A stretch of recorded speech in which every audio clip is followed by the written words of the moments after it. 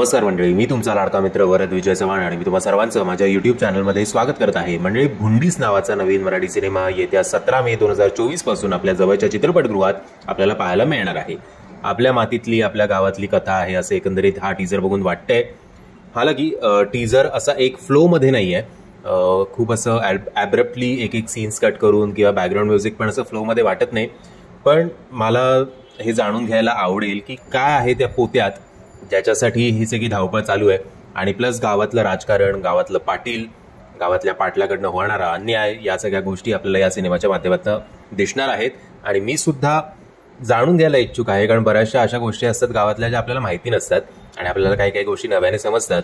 So भुंडीस हा शब्द सुद्धा मी पहिल्यांदा ऐकतो, त्यासाठी माफी असावी.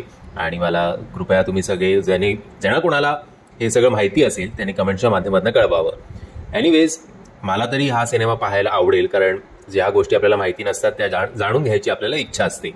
आशा करूया की ट्रेलर जरा चांगला एडिट करून आणि चांगला प्रेझेंटेबल होईल, उरकल्यासारखा होऊ नये जसा टीजर वाटला. बाकी बघा तुम्ही, मतलब टीजरची लिंक तुम्हाला खाली डिस्क्रिप्शन बॉक्समध्ये देतोय.